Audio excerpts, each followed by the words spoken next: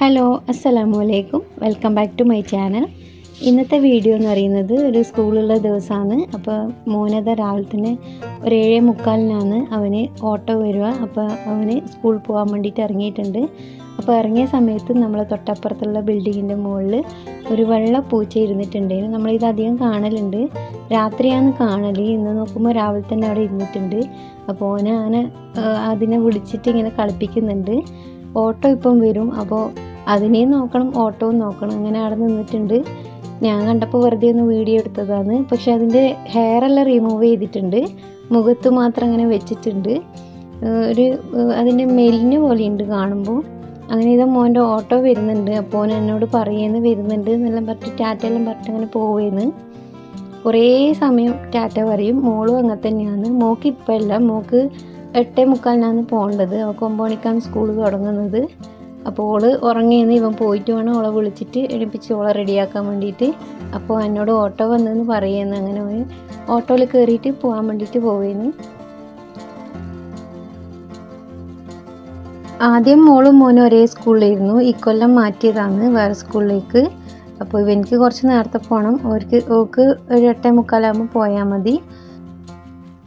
അപ്പോൾ ഇതാ അവൻ്റെ ഓട്ടോ പോയിട്ടുണ്ട്. ഇനി മോളെ എണീപ്പിച്ച് റെഡിയാക്കിയിട്ട് സ്കൂളിൽ കയറ്റണം. അപ്പോൾ അതെല്ലാം കഴിഞ്ഞിട്ട് പിന്നെ ഉച്ചക്കേക്കുള്ള ഫുഡ് ഉണ്ടാക്കുന്ന സമയത്താണ് ഞാൻ പിന്നെ വീഡിയോ എടുത്തത്. ഓള് വേഗമൊന്നും എണീക്കില്ല, അപ്പോൾ അതുകൊണ്ട് ഞാൻ വീഡിയോ ഒന്നും എടുക്കാൻ നിന്നിട്ടില്ല. കുറേ സമയം വിളിച്ച് കളിപ്പിച്ചിട്ടെല്ലാം വേണം സ്കൂളിലേക്ക് അയക്കാൻ വേണ്ടിയിട്ട്. അപ്പോൾ അതെല്ലാം കഴിഞ്ഞ് ഞാൻ ഉച്ചക്കേക്കുള്ള ഫുഡാക്കുന്ന സമയത്താണ് വീഡിയോ എടുത്തത്. ഇന്ന് ഉച്ചക്കേക്ക് കറി വെക്കുന്നത് ബീഫാണ്. ബീഫിനുള്ള മസാലയെല്ലാം മുറിച്ചിട്ടൊന്ന് വഴറ്റിയെടുക്കുന്നുണ്ട്. ഇനി അതിലേക്ക് ആവശ്യമായിട്ടുള്ള പൊടികളെല്ലാം ഇട്ട് കൊടുക്കുകയാണ്. മുളക് പൊടിയും മല്ലിപ്പൊടിയും ഗരം മസാലയും പിന്നെ കുരുമുളക് പൊടിയും മീറ്റ് മസാലയും ഒക്കെ ഇട്ടിട്ട് ഒന്ന് വഴറ്റിയെടുക്കുന്നുണ്ട്. മഞ്ഞൾപ്പൊടി ഇട്ട് കൊടുത്തിട്ടുണ്ട്. പിന്നെ ആവശ്യത്തിനുള്ള ഉപ്പും ഇട്ട് കൊടുത്തിട്ട് ഒന്ന് വഴറ്റിയെടുക്കുന്നുണ്ട്. ഇനി ഇതിലേക്ക് ബീഫ് ഇട്ട് കൊടുത്തിട്ട് ഒന്ന് മിക്സ് ചെയ്തിട്ട് വെള്ളം ഒഴിച്ചിട്ട് ആവശ്യത്തിനുള്ള വെള്ളം ഒഴിച്ചിട്ട് നമുക്കൊന്ന് വേവിച്ചിട്ടെടുക്കാം. നമ്മളങ്ങനെ ബീഫ് വാങ്ങലില്ല, എപ്പോഴെങ്കിലും മാസത്തിലൊരിക്കലും അങ്ങനെ വാങ്ങലുള്ളൂ. ബീഫിനേക്കാളും ചിക്കനാണ് മക്കൾക്കെല്ലാം ഇഷ്ടം. അപ്പോൾ അതുകൊണ്ട് ചിക്കനാണ് അധികം വാങ്ങൽ, ബീഫ് കുറവാണ് വാങ്ങൽ. കുറച്ച് കറിവേപ്പിലയും കൂടി ഇട്ട് കൊടുക്കുന്നുണ്ട്. എന്നിട്ടൊന്ന് മിക്സ് ചെയ്ത് കൊടുക്കാം. ആവശ്യത്തിനുള്ള വെള്ളം കൂടി ഒഴിച്ചു കൊടുത്തിട്ട് വേവിച്ചെടുക്കുന്നുണ്ട്. ബീഫിൽ കുറച്ച് വെള്ളം അധികമായാലും സാരമില്ല, നമ്മളത് വിസിലടുപ്പിക്കുമ്പോൾ വറ്റിക്കോളും. ആവശ്യത്തിനുള്ള ഒരു കുറുകിയ പോലെ ആയിക്കോളും. അപ്പോൾ ആവശ്യത്തിനുള്ള വെള്ളം ഒഴിച്ചിട്ട് ഒന്ന് മൂടി വെച്ച് കൊടുക്കുന്നുണ്ട്. അപ്പോൾ അതവിടെ വേവിക്കാൻ വെച്ചിട്ടുണ്ട്. അപ്പോൾ കുറച്ച് പാത്രം സിങ്കിലായിട്ടുണ്ട്, അത് ഒന്ന് കഴുകിയെടുക്കാമെന്ന് വിചാരിച്ചിട്ട് അങ്ങനെ കഴുകിയെന്ന്. എൻ്റെ കിച്ചൺ കുറച്ച് ചെറുതാണ്, അപ്പോൾ ആ സമയത്തുള്ള പാത്രങ്ങളെല്ലാം കഴുകി വെച്ചിട്ടില്ലെങ്കിൽ പിന്നെ നമുക്ക് കുക്ക് ചെയ്യാനും സ്ഥലം ഉണ്ടാവില്ല. അതുകൊണ്ട് ഈ സിങ്കും തട്ടെല്ലാം ഒന്ന് വൃത്തിയാക്കി എടുക്കുന്നുണ്ട് കഴുകിയിട്ട്. അതിൻ്റെ ഇടയിൽ ഞാൻ ചോറിന് വെള്ളം വെക്കുന്നുണ്ട്. ഇന്ന് കുക്കറിലാണ് ചോറ് വെക്കുന്നത്. അപ്പോൾ അതിന് വേണ്ടിയിട്ട് കുക്കറിലൊന്ന് ഒന്ന് കഴുകിയിട്ട് വെള്ളം എടുത്ത് വെക്കുകയെന്ന്. അധികം കുക്കറിൽ തന്നെയാണ് വെക്കൽ. പക്ഷേങ്കിൽ ഇത് വിസിലടിക്കുമ്പോൾ അതിൻ്റെ വെള്ളമെല്ലാം ഒന്ന് പുറത്തേക്ക് വരും. അപ്പോൾ ഗ്യാസെല്ലാം അധികം വൃത്തികേടാവും. അതപ്പം വൃത്തിയാക്കിയിട്ടില്ലെങ്കിൽ പിന്നെ നമ്മൾ കുക്ക് ചെയ്യുമ്പോൾ അതത് ഉണങ്ങി പിടിച്ചിട്ട് നമുക്ക് കഴുകാൻ വേണ്ടിയിട്ട് ക്ലീൻ ചെയ്യാൻ വേണ്ടിയിട്ട് കുറച്ച് ബുദ്ധിമുട്ടായിരിക്കും. അപ്പോൾ ഞാൻ ചോറാക്കി കഴിഞ്ഞ പാടന്നെ അത് ഒന്ന് തുടച്ച് ഗ്യാസെല്ലാം ഒന്ന് വൃത്തിയാക്കും അടുപ്പ്. അപ്പോൾ ഗ്യാസിൽ കുക്കറിൽ വെള്ളം വെച്ചിട്ടുണ്ട്. ഇനി അരി കഴുകിയിട്ടിടണം. വെള്ളം തിളച്ച് വരുന്ന സമയമൊന്നും വേണ്ട. ഞാൻ വെള്ളം വെച്ച ആ സമയം കൊണ്ട് തന്നെ അരിയും കഴുകിയിട്ട് അതിലേക്ക് ഇടലാന്ന്. നമ്മൾ മട്ട അരിയാണ് വെക്കൽ, അപ്പോൾ അതുകൊണ്ട് തന്നെയാണ് കുക്കറിൽ വെക്കുന്നതും. അതിന് കുറച്ച് വേവ് കൂടുതലാണല്ലോ. സാധാരണ വേവ് കുറഞ്ഞ കുറുവ റൈസെല്ലാണെങ്കിൽ ചെമ്പിൽ വെച്ചാൽ മതി. നമുക്കിവിടെ അങ്ങനത്തെ അരി കിട്ടുന്നില്ല. കിട്ടുമ്പോൾ പലതരം അരിയാണ് കിട്ടുന്നത്. പിന്നെ ഒരിക്കൽ കിട്ടുമ്പോൾ വേവുള്ളതായിരിക്കും, ഒരിക്കൽ കിട്ടുമ്പോൾ വേവ് കുറഞ്ഞതായിരിക്കും. അപ്പോൾ ചോറ് വെക്കുമ്പോൾ ഇങ്ങനെ മാറി മാറി വരുന്നു. പിന്നെ ഞങ്ങൾ ഇതന്നെ മട്ട അരി തന്നെ വാങ്ങാൻ തുടങ്ങി. ഇതിവിടെ കിട്ടും, ഇത് എടുത്ത ആളങ്ങനെ യൂസ് ചെയ്യലുണ്ട്. അങ്ങനെ അരിയും ഇട്ടിട്ട് ആവശ്യത്തിനുള്ള ഉപ്പും കൂടി ഇട്ടിട്ട് ഒന്ന് ഇളക്കി കൊടുത്തിട്ട് മൂടി വെക്കുന്നുണ്ട്. ഒരു 5-6 വിസിൽ അടിക്കണം. എന്നിട്ട് ഞാൻ ഓഫാക്കിയിടലാണ്. പിന്നെ അതിൻ്റെ എയറെല്ലാം പോയി കഴിഞ്ഞിട്ട് കുക്കർ തുറന്ന് നമ്മൾ ചോറ് വെക്കുന്ന ചെമ്പിലേക്ക് അത് മാറ്റും. എന്നിട്ട് കുറച്ചുകൂടി വെള്ളം ഒഴിച്ചു കൊടുത്തിട്ട് തിളപ്പിച്ചിട്ട് ഊറ്റലാണ്. ഇതേപോലെ കുക്കറിൽ ചോറ് വെക്കുമ്പോൾ നമ്മൾ മൂടി വെക്കുന്ന സമയത്ത് അതിലൊരു സ്പൂൺ ഇട്ട് കഴിഞ്ഞാൽ വെള്ളം പുറത്തേക്ക് വരില്ല എന്നെല്ലാം ഞാൻ യൂട്യൂബിൽ കണ്ടിന്, പക്ഷെ ഞാൻ ഒരിക്കൽ അങ്ങനെ ചെയ്ത് നോക്കി, എന്നിട്ടും വെള്ളം പുറത്തേക്ക് തന്നെ വരുന്നുണ്ട്. പിന്നെ ഞാൻ ഇട്ട് നോക്കിയിട്ടില്ല. അങ്ങനെ ചെയ്തിട്ട് റിസൾട്ട് ഉള്ളവരുണ്ടെങ്കിൽ ഒന്ന് കമൻറ്റ് ചെയ്യാം കേട്ടോ.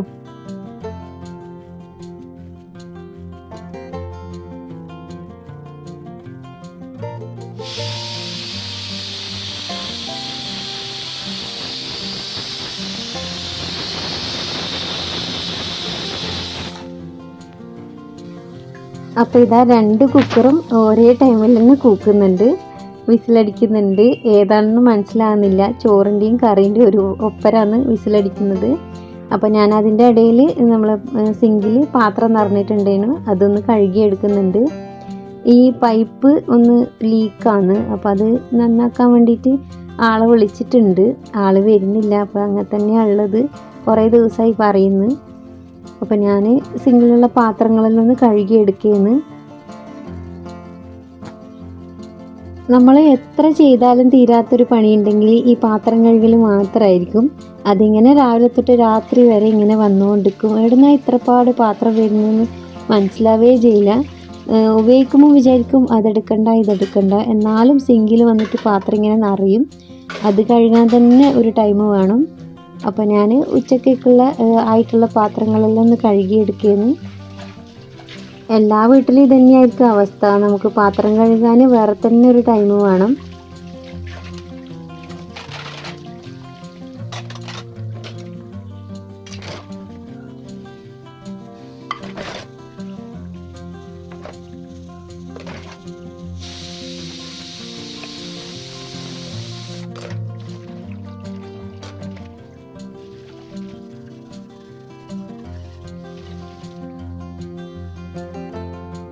അപ്പോൾ ഇതാ ഞാൻ പാത്രങ്ങളെല്ലാം ഒന്ന് കഴുകിയിട്ട് തട്ടും സിങ്കെല്ലാം ഒന്ന് ക്ലീനാക്കി വെച്ചിട്ടുണ്ട്. ആ സമയം കൊണ്ട് നമ്മുടെ കറിയെല്ലാം ആയിട്ടുണ്ട്. ഞാൻ ലാസ്റ്റ് മല്ലിയില മുറിച്ചിട്ടിട്ട് കൊടുത്തിട്ടുണ്ട്. അപ്പോൾ ഇതാ കണക്കിനുള്ള ലൂസും എല്ലാം ആയിട്ട് കറി റെഡി ആയിട്ടുണ്ട്. ഞാൻ അതിൽ നിന്ന് കുറച്ചെടുത്തിട്ടൊന്ന് ഒരു ഫ്രൈ ആക്കാൻ വെച്ചിട്ടുണ്ട്. എണ്ണ ഒഴിച്ചിട്ട് അതിൽ കുറച്ച് ബീഫ് ഇട്ടിട്ട് ഒന്ന് ഫ്രൈ ആക്കി എടുക്കുന്നുണ്ട്. എന്നിട്ട് കുറച്ച് ഫ്രൈ ആയതിന് ശേഷം ഉള്ളിയും ക്യാപ്സിക്കം ചെറുതായി അരിഞ്ഞിട്ട് അതിലിട്ട് കൊടുക്കുകയെന്ന്. ഇതിൽ കുറച്ച് മുളക് പൊടിയും മഞ്ഞൾ പൊടിയും ഗരം മസാലയും കുരുമുളക് പൊടിയും ഇട്ട് കൊടുത്തിട്ടുണ്ട്. ആവശ്യത്തിന് ഇട്ട് കൊടുത്താൽ മതി, എരിവ് അധികം ആക്കുന്നില്ല. മക്കൾക്കധികം എരിവ് ഇഷ്ടമല്ല, അതുകൊണ്ട് ആവശ്യത്തിനുള്ള എരിവിന് കണക്കായിട്ട് മുളക് പൊടിയും കുരുമുളക് പൊടിയും ഇട്ട് കൊടുത്തിട്ടുണ്ട്. ഇനി അവസാനം ഒന്ന് മല്ലിയിലയും കൂടി ഇട്ട് കഴിഞ്ഞാൽ ഇതും കൂടി റെഡിയാവും. ബീഫ് കുറച്ച് സോഫ്റ്റ് ആയിട്ടുള്ളതാണ് ഇപ്രാവശ്യം കിട്ടിയിട്ടുള്ളത്. അപ്പോൾ അതുകൊണ്ട് തന്നെ കുറച്ച് വേവ് കൂടുതലായിട്ടുണ്ട്. അപ്പോൾ ഞാൻ അധികം ഇളക്കുന്നില്ല, അങ്ങനെ ഫ്രൈ ആക്കി എടുക്കുകയെന്ന്. അധികം നല്ല ഹാർഡായിട്ടുള്ള ബീഫാണ് കിട്ടൽ. അപ്പോൾ ഇപ്രാവശ്യം കിട്ടിയത് കുറച്ച് സോഫ്റ്റ് ആയിട്ടുള്ളതാണ്. അപ്പോൾ ഞാൻ അങ്ങനെ ഫ്രൈ ആക്കി എടുക്കുന്നുണ്ട്. അങ്ങനെ ഇതും റെഡി ആയിട്ടുണ്ട്. നല്ല ടേസ്റ്റ് ഉണ്ട് കഴിക്കാൻ വേണ്ടിയിട്ട്. അപ്പോൾ ഇനി ഉണ്ടാക്കുന്നത് വറവാണ്. അപ്പോൾ അതിന് വേണ്ടിയിട്ട് ഇന്ന് ബീൻസാണ് എടുത്തിട്ടുള്ളത്. അതിൽ തേങ്ങയും വെളുത്തുള്ളിയും ഉള്ളിയും കറിവേപ്പിലയും പച്ചമുളകും ഇട്ടിട്ട് ഒന്ന് മുറിച്ചെടുത്തിട്ടുണ്ട്. അതിലേക്ക് മഞ്ഞൾപ്പൊടിയും ഉപ്പും ഇട്ട് കൊടുത്തിട്ടുണ്ട്. ഇതൊന്ന് വെള്ളം ഒഴിച്ചിട്ട് കുറച്ച് ആവശ്യത്തിനുള്ള വെള്ളം ഒഴിച്ചിട്ട്, അധികം ഒഴിക്കുന്നില്ല, കുറച്ച് ഒഴിച്ചിട്ട് ഒന്ന് മൂടി വെച്ച് കൊടുക്കുന്നുണ്ട്.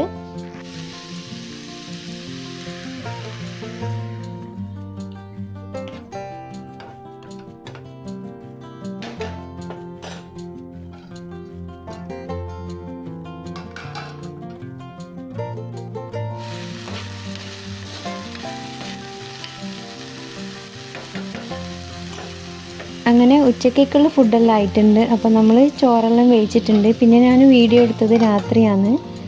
വൈകുന്നേരം മദ്രസയിലെല്ലാം പോയി, പിന്നെ കുറച്ച് റെസ്റ്റെല്ലാം എടുത്ത് പിന്നെ രാത്രിയാണ് വീഡിയോ എടുത്തത്. രാത്രി ഇന്ന് ഉണ്ടാക്കുന്നത് പുട്ടാണ്. പുട്ടും ബീഫ് കറിയാണെന്ന് വിചാരിച്ചത്. അപ്പോൾ മക്കൾക്ക് ബീഫ് കറി വേണ്ടാന്ന് പറഞ്ഞിട്ട് അതിൻ്റെ കൂടെ വേറെയാണ് തിന്നത്.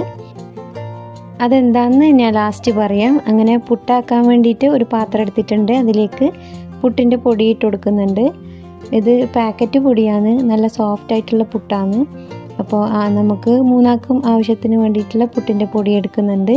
ഹസ്ബൻഡിന് പുട്ട് വേണ്ട, രാത്രി ചപ്പാത്തിയാണ് എപ്പോഴും തിന്നൽ. അപ്പോൾ ചപ്പാത്തി വേറെ ഉണ്ടാക്കണം. നമുക്ക് വേണ്ടിയിട്ടുള്ള പുട്ട് ആദ്യം ഉണ്ടാക്കുന്നുണ്ട്. ഹസ്ബൻഡ് ലേറ്റ് ആകും കുറച്ച് രാത്രി വരാൻ വേണ്ടിയിട്ട്. അപ്പോൾ ആദ്യം നമ്മളത് ഉണ്ടാക്കിയിട്ട് ഹസ്ബൻഡിനാക്കാമെന്ന് വിചാരിച്ച്. ചപ്പാത്തിൻ്റെ മാവ് 2 ദിവസത്തേക്ക് കുഴച്ച് വെക്കലാണ് ഫ്രിഡ്ജിൽ. ആവശ്യത്തിനെടുത്തിട്ട് ബാക്കി ഫ്രിഡ്ജിൽ തന്നെ അടച്ചു വെക്കും. ഒരാൾക്കല്ലേ വേണ്ടൂ, അപ്പോൾ കുറച്ച് കുഴക്കാൻ കുറച്ച് പണിയാണ്. അതുകൊണ്ട് 2 ദിവസത്തേക്കായിട്ട് അങ്ങനെ കുഴച്ച് വെക്കലാണ്. അത് ഫ്രിഡ്ജിൽ നിന്ന് എടുത്തിട്ട് പുറത്ത് വെച്ചിട്ടുണ്ട് അതിൻ്റെ തണുപ്പ് മാറാൻ വേണ്ടിയിട്ട്. ഇതിൽ ആവശ്യത്തിനുള്ള ഉപ്പിട്ട് കൊടുക്കുന്നുണ്ട്.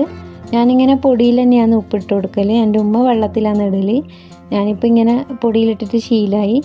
ചെറിയ ചൂടുള്ള വെള്ളമാണ് പുട്ട് കുഴക്കാൻ വേണ്ടിയിട്ട് എടുക്കൽ. നല്ല തിളച്ച വെള്ളമൊന്നും വേണ്ട, നമ്മൾ കയ്യിലിങ്ങനെ ഒഴിക്കാൻ പറ്റിയിട്ടുള്ള ചൂട് മാത്രം മതി. അങ്ങനെ ഇതാ ഞാൻ അങ്ങനെ നനച്ചെടുക്കുന്നുണ്ട്.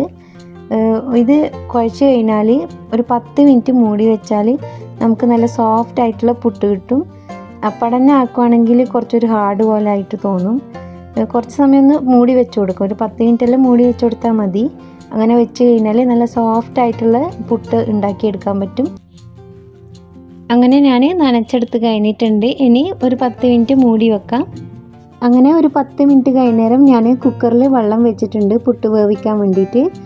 കുറച്ച് തേങ്ങ ഉണ്ടായിരുന്നു ഫ്രിഡ്ജിൽ ചിരകിയത്, അപ്പോൾ അതും കൂടി എടുത്ത് വെച്ചിട്ടുണ്ട്. 10 മിനിറ്റെല്ലാം കഴിഞ്ഞിട്ടുണ്ട്. ഇനിയിപ്പോൾ നമുക്ക് ഇത് കുറച്ചുകൂടി വെള്ളം നനച്ചിട്ട് ഒന്ന് കുഴച്ചെടുക്കാം. അപ്പോഴാണ് നല്ല സോഫ്റ്റ് ആയിട്ടുള്ള പുട്ടുണ്ടാക്കാൻ പറ്റും. ഇനി ഞാനിത് കുഴച്ചിട്ട് ഈ പുട്ടുകുറ്റിയിലേക്ക് ഇട്ട് കൊടുക്കുന്നുണ്ട്. ആ സമയം കൊണ്ട് കുക്കറിലുള്ള വെള്ളം തിളച്ച് വന്നിട്ടുണ്ട്. ഇനി ഇത് മൂടി വെച്ചിട്ട് അതിൻ്റെ മുകളിൽ വെച്ച് കൊടുക്കാം. ഒരു 10 മിനിറ്റെല്ലാം ആവി കയറ്റി എടുത്താൽ മതി. അപ്പോഴത്തേക്കന്നെ നല്ലോണം വെന്ത് കിട്ടും. അപ്പോൾ ഞാനിത് കുക്കറിൻ്റെ മുകളിൽ വെച്ച് കൊടുത്തിട്ടുണ്ട്. അങ്ങനെ ആദ്യം വെച്ചത് പുട്ട് വെന്ത് വന്നിട്ടുണ്ട്. പിന്നെ ഇതിലാണ് വെച്ചത് ചിരട്ടപ്പുട്ടിൻ്റെയിൽ. അങ്ങനെ അതും ആക്കിയെടുത്തിട്ടുണ്ട്. അപ്പോൾ ഇതാ പുട്ടെല്ലാം റെഡി ആയിട്ടുണ്ട്. ഇനി നമ്മൾ രാത്രിത്തേക്കുള്ള ഫുഡ് കഴിക്കുകയാണ്. ഇതിൻ്റെ കൂടെ പുട്ടിൻ്റെ കൂടെ നമ്മൾ മാങ്ങയാണ് കഴിക്കുന്നത്. നല്ല ടേസ്റ്റാണ് പുട്ടും മാങ്ങയും. കുറച്ച് പഞ്ചസാരയും കൂടി ഇട്ടിട്ടുണ്ട്. ഇപ്പോൾ ഉള്ള മാങ്ങയിൽ കുറച്ച് മധുരം കുറവാണ്. നല്ല പഴുത്ത് മധുരമുള്ള മാങ്ങയാണെങ്കിൽ പഞ്ചസാരയൊന്നും വേണ്ട. ഇതേപോലെ കഴിക്കാൻ വേണ്ടിയിട്ട് കുട്ടികൾക്ക് ഭയങ്കര ഇഷ്ടമാണ് പുട്ടും മാങ്ങയും പിന്നെ കുറച്ച് പഞ്ചസാരയും. നല്ല ടേസ്റ്റാണ് ഇതേപോലെ കഴിക്കാൻ വേണ്ടിയിട്ട്. അപ്പോൾ ഇതേപോലെ നിങ്ങളിത് കഴിച്ച് നോക്കിയിട്ടില്ലെങ്കിൽ ഒന്ന് കഴിച്ച് നോക്കാം. നമ്മൾ മാങ്ങ സീസണെല്ലാം ഏകദേശം കഴിയാനായി തോന്നും. ഇവിടെ ഇപ്പം മാങ്ങയൊന്നും കിട്ടുന്നില്ല. 1-2 കടയിൽ അങ്ങനെ ഉള്ളൂ. മാങ്ങ സീസൺ കഴിയാനായി. അപ്പോൾ ആരെങ്കിലും ഇത് കഴിച്ചിട്ടില്ലെങ്കിൽ ഇതേപോലെ ഒന്ന് കഴിച്ചു നോക്കുക. നല്ല ടേസ്റ്റാണ്. മക്കൾക്കെല്ലാം പിന്നെ പറയേ വേണ്ട, നല്ലോണം ഇഷ്ടമായിക്കോളും.